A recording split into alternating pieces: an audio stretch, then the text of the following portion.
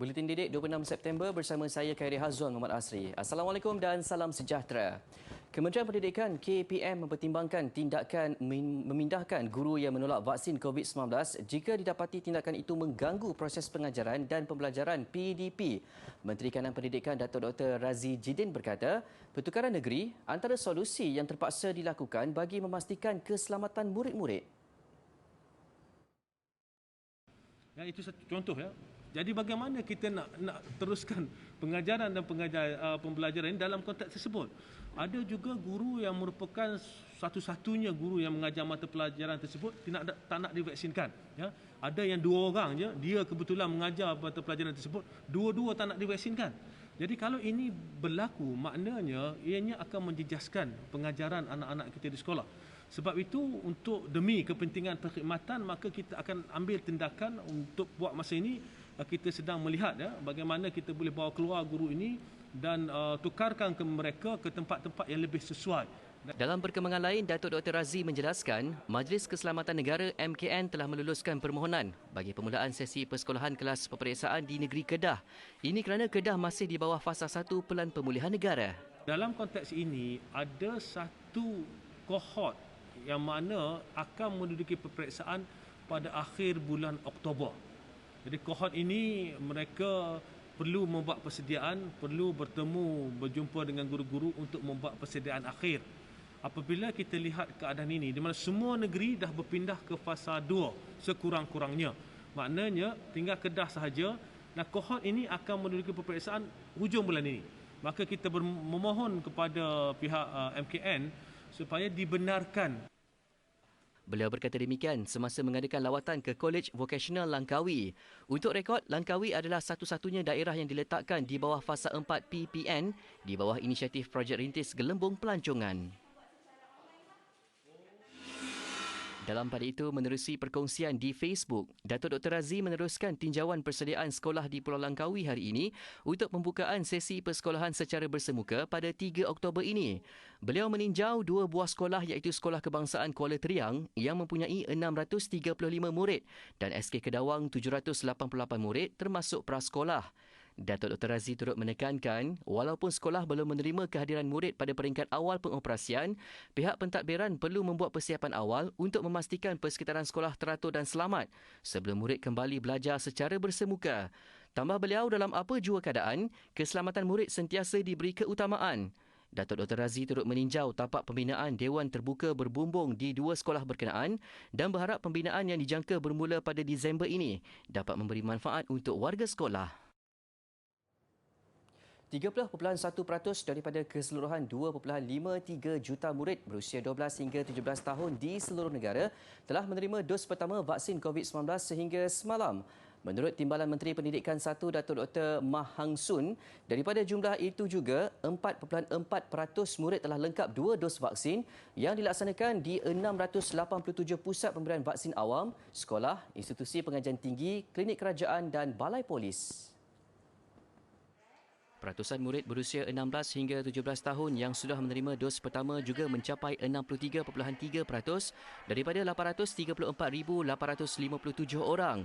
Manakala 10.9% daripada 1.64 juta murid 12 hingga 15 tahun sudah mendapat dos pertama mereka.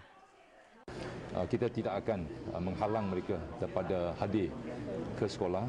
Yang lebih penting adalah macam mana kita melalui berbagai cara menggalakkan ibu bapa untuk memberikan kebenaran dan menggalakkan anak-anak mereka untuk menerima vaksin. Saya rasa itu sangat penting. Beliau berkata demikian kepada pemberita selepas melawat PPV Encom Melaka sempena program imunisasi COVID-19 kebangsaan PIK Remaja di Kota Shah Bandar. Mengulas lanjut, di Melaka sebanyak 50.1% daripada 26,683 murid berusia 16 hingga 17 tahun telah mendapat dos pertama. Manakala bagi 12 hingga 15 tahun, sebanyak 11.5% daripada 51,284 murid telah menerima dos pertama di 9 PPV awam melibatkan 76 sekolah menengah. Dalam perkembangan lain, KPM sedang menunggu keputusan Jabatan Perkhidmatan Awam JPA berhubung kedudukan guru yang enggan divaksin. Kalau sesebuah sekolah mempunyai beberapa orang guru mengajar subjek yang sama yang tidak menerima vaksin, Mungkin itu satu masalah, tetapi dari segi peratusan kita lihat, dia rendah. Jadi kita akan ambil langkah-langkah yang berpatutan untuk mengatasi jikalau ada masalah dari segi tersebut. Perdana Menteri Datuk Seri Ismail Sabri Yaakob mengucapkan syabas dan tahniah kepada Mariam Muzammir atas kejayaan yang mengharumkan nama negara. Ia selepas anak muda itu meraih 3 pingat emas dalam pertandingan inovasi dan reka cipta antarabangsa Kanada ke-6 di Toronto, Kanada bulan lalu. Ucapan itu dibuat menerusi satu hantaran di Facebooknya pagi tadi. Beliau berkata hasil inovasi murid tahun 5 Sekolah Kebangsaan Perempuan Metodis Kuantan Pahang itu tidak hanya mengetepikan 600 peserta lain dari 70 negara, malah menjadikannya pemenang termuda dalam pertandingan itu. Kejayaan Mariam jelasnya turut mendapat perhatian dunia, termasuk siaran rancangan bual bicara terkemuka The Late Late Show with James Corden. Mariam Muzammir, she's an 11-year-old girl in Malaysia. She found a use for a common food waste, seafood shells, and she makes those shells into a new, sustainable, healthy livestock feed. She's 11 years old. Yeah, in Malaysia. Berbangga dengan pencapaian itu, Perdana Menteri turut mendoakan Mariam agar terus menempa lebih banyak kejayaan pada masa hadapan. Dua murid sekolah antarabangsa Labuan LIS yang juga adik-beradik, Jewel Chiang Xiaoli dan Nathania Chiang Xiaoyin, memenangi cabaran TikTok Malaysia Ekspresi Kemerdekaan 2021 anjuran Kementerian Pendidikan KPM. Pertandingan sempena sambutan Bulan Kebangsaan itu membolehkan Jewel yang merupakan tahun 10 dan Nathania tahun 8 merangkul RM1,500 bagi video TikTok mereka berjudul Malaysia is Where My Heart Is di bawah kategori sekolah antarabangsa. Pertandingan itu membawa tema Malaysia di Mataku, bertujuan memupuk semangat patriotisme, menghargai kemerdekaan dan kemajuan yang dicapai negara tercinta. Video Jewel dan Nathania berjaya menambat hati juri selepas memaparkan pemandangan indah di Labuan, sekaligus mempromosi Labuan ke seluruh Malaysia. Malah kandungan video mereka turut diselang-seli dengan imej rakyat Malaysia, festival kebangsaan dan makanan tradisi. Kriteria penghakiman pertandingan ini termasuklah melihat kreativiti peserta, kandungan dan kemahiran menyunting. Menurut Jewel, Hari Kebangsaan adalah detik terbaik untuk rakyat Malaysia menunjukkan penghargaan kepada negara dan saling bekerjasama demi kebaikan negara.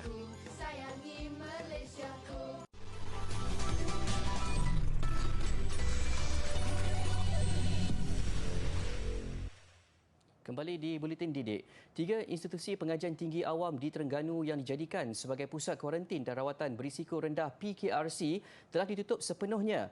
IPTA yang terlibat ialah Universiti Teknologi Mara Cendering, Universiti Malaysia Terengganu dan Institut Perguruan Malaysia Bukit Rakit.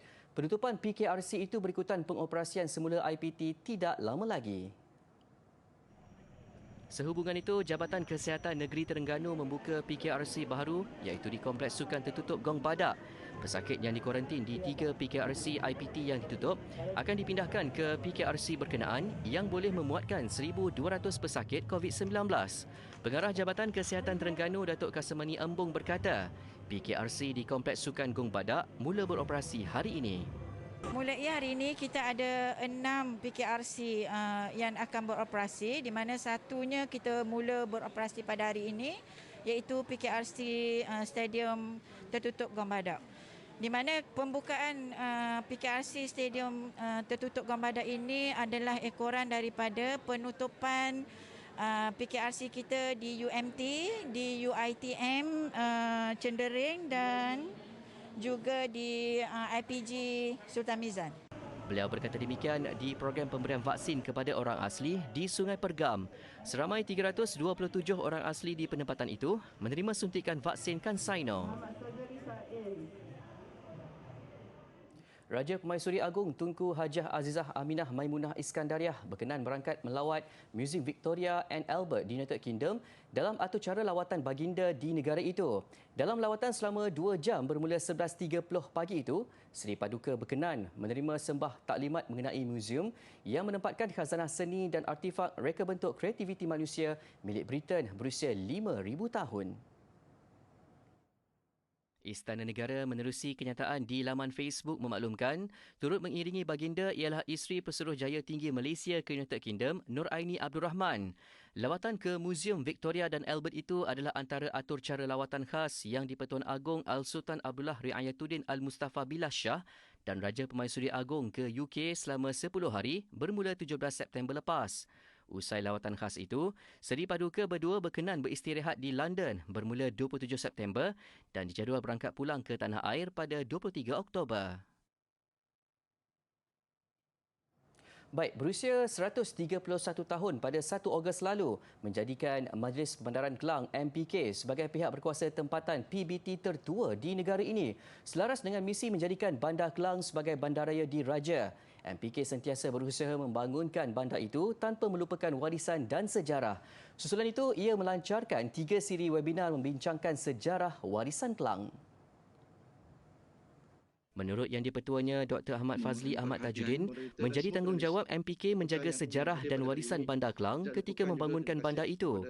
Tambah beliau, sekiranya sejarah dan peninggalan warisan menjadi teras utama dalam pembangunan Klang, bandar itu akan menjadi peneraju dalam memartabatkan warisan negara. Webinar Sejarah dan Warisan Klang Siri 1 menampilkan barisan panelis, antaranya Fellow Persatuan Sejarah Malaysia Profesor Emeritus Datuk Dr. Abdullah Zakaria bin Ghazali. Antara tajuk yang dibentangkan ialah sejarah Sultan Alauddin Sulaiman Shah dan bandar diraja Klang di dalam manuskrip Melayu serta masyarakat Cina di Klang sebelum Perang Dunia Kedua. Siri kedua dan ketiga webinar Sejarah dan Warisan Klang akan berlangsung pada Oktober dan November ini. MPK turut merancang meneruskan siri webinar ini bertujuan mendidik generasi muda.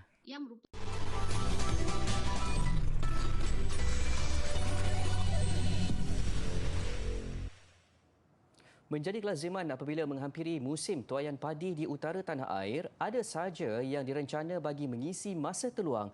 Jom kita imbau kembali cara mengetam padi untuk diproses menjadi emping dan ringgi yang dihasilkan di Kampung Oran, Arau, Perlis.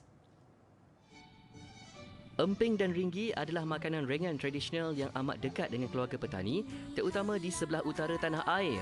Kedua-duanya dihasilkan dari padi pulut gantung alu yang dahulunya ditanam pada penghujung musim semaian anak padi beras. Kata orang tua-tua, musim tuaian padi pulut itu biasanya jatuh pada musim kemarau yang juga penanda bahawa musim tuaian padi beras sudah dekat. Untuk dibuat ringgi, padi pulut dituai pada usia padi 85 hari, manakala emping tuaiannya berlaku pada usia padi mencecah 100 hari. Begini cara mengetam padi. Dengan menggunakan alatan khas dipanggil renggam, padi pulut itu diketam pada bahagian tangkainya dan ia dilakukan dengan begitu cermat.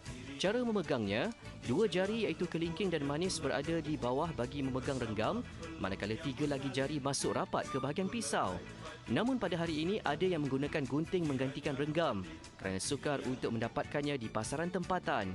Aktiviti yang dilakukan secara gotong royong ini benar-benar mengimbau nostalgia zaman kanak-kanak. Sangat-sangat mengimbau nostalgia. Jadi bila buat benda ni bercampur bau lah antara sedih, gembira, semua ada. Gembira sebab dapat kembalikan balik nostalgia dengan mak ayah dulu-dulu. Proses penghasilan emping dan ringgi pula mengambil masa 2 hari. Bermula dengan tuaian di bendang. Seterusnya proses pengasingan padi, iaitu padi yang lebih muda sesuai dibuat ringgi, manakala yang berwarna kekuningan akan dibuat emping. Kemudiannya padi pulut itu dilurut dari tangkainya. Sekali lagi, proses pengasingan padi yang elok dilakukan dengan cara menampi. Ia seterusnya direndam dalam air bagi membuang benda asing sebelum digoreng sehingga meretih dan ditumbuk menggunakan lesung hindi atau tangan. Proses menghasilkan emping dan ringgi hampir sama, cuma perbezaannya daripada segi tekstur dan warnanya sahaja. Tekstur ringgi lebih lembut dan kehijauan, manakala emping agak keras dan lepir.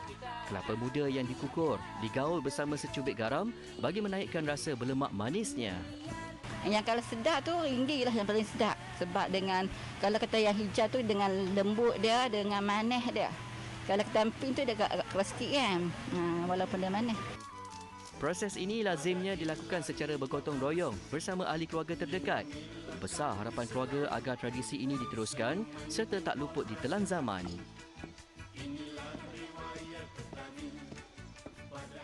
Barisan artis terkemuka turut serta menjayakan konsert Global Citizen Live hari ini. Konsert 24 jam itu diadakan setiap tahun untuk meningkatkan kesedaran tentang cabaran global. Antara kemahuan yang disuarakan Global Citizen yang juga sebuah pertubuhan bukan kerajaan, penanaman 1 bilion pokok, penghantaran 2 bilion vaksin ke negara-negara miskin dan pengagihan makanan untuk 41 juta penduduk yang kebuluran. Harapan dan sokongan ini turut disuarakan artis-artis yang membuat persembahan. And next week, the US Congress is taking a vote. It would pass the strongest climate laws in US history and send a strong message and example to leaders and policymakers across the world.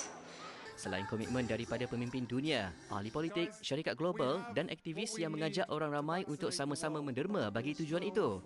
Antara negara yang sudah pun menyatakan komitmen mereka ialah Amerika Syarikat dan Perancis. Acara turut mendapat sokongan Pertubuhan Kesihatan Sedunia WHO. Lebih 60 artis membuat penampilan termasuk Billie Eilish, Coldplay, BTS, Ed Sheeran, Elton John, Shawn Mendes dan Demi Lovato. Selain New York, Amerika Syarikat, konsert turut dijayakan dari Los Angeles dan Paris, Perancis.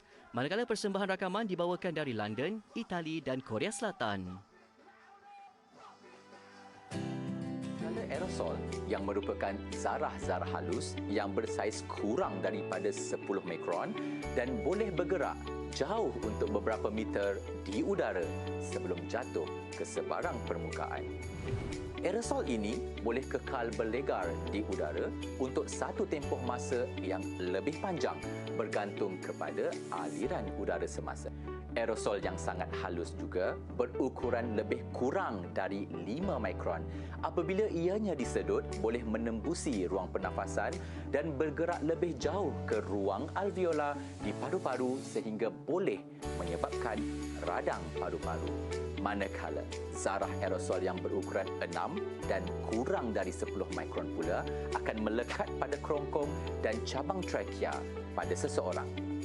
Oleh itu, apa yang harus diingat adalah aerosol serta droplet nuklei ini boleh bergerak beberapa meter jauh di udara bersama aliran angin dan mampu menjangkiti orang ramai yang berada di persekitaran tersebut.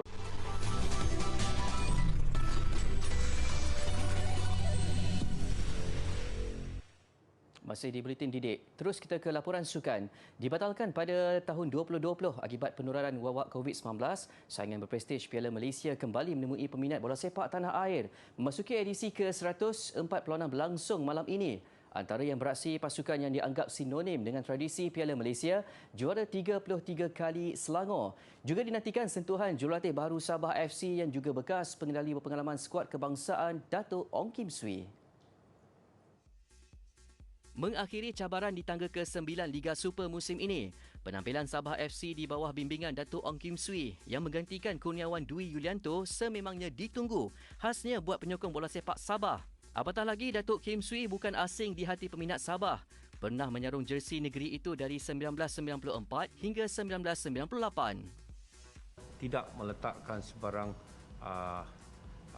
target ataupun sasaran yang cukup tinggi. Kita perlu realistik di sini. Dan pada masa yang sama, saya berjanji yang apabila kita berjuang selepas ini, dah pasti ada kelainan dan matlamat kita untuk menjadi lebih baik, terutamanya dalam Liga Super pada tahun 2022. Dato' Kim Swee mengikat perjanjian selama 2 tahun bersama Sabah FC. Pada majlis yang disaksikan Presiden Persatuan Bola Sepak Sabah, SAFA, Datuk Seri Bung Mohtar-Radin yang juga Timbalan Ketua Menteri Sabah. Beliau dijangka memulakan tugas rasmi bersama pasukan Sabah 1 Oktober ini. Sabah FC dijadual menentang PJ City malam esok di Stadium Majlis Bandaraya Petaling Jaya.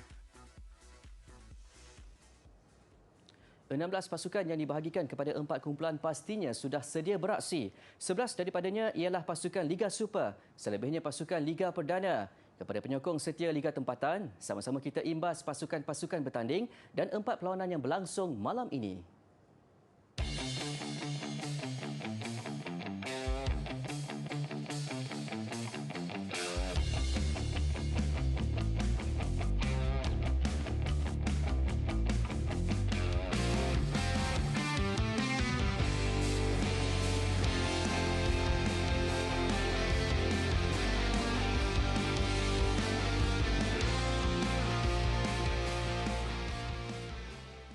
ke perkembangan bola sepak antarabangsa. Perlawanan ke-6 Liga Perdana Inggeris semalam dan awal pagi tadi menyaksikan 4 pasukan tumpuan Manchester United, Manchester City, Chelsea dan Liverpool turun padang.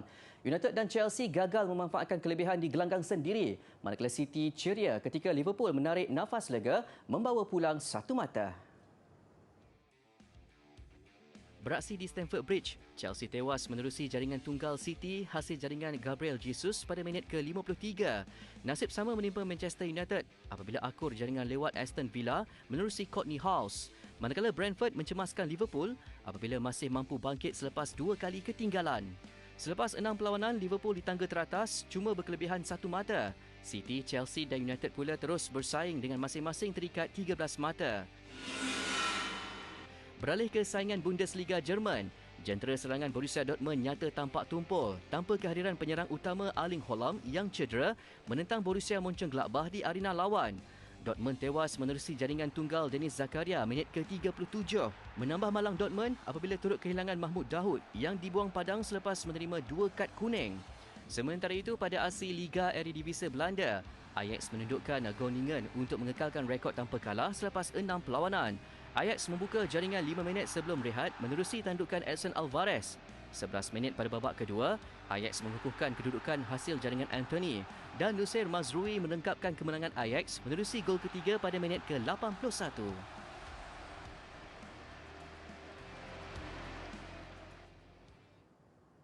Gelagat anjing peliharaan meluncur air di California mengakhiri buletin didik hari ini. Saya Khairi Hazong Muhammad Asri. Salam hormat dan Assalamualaikum.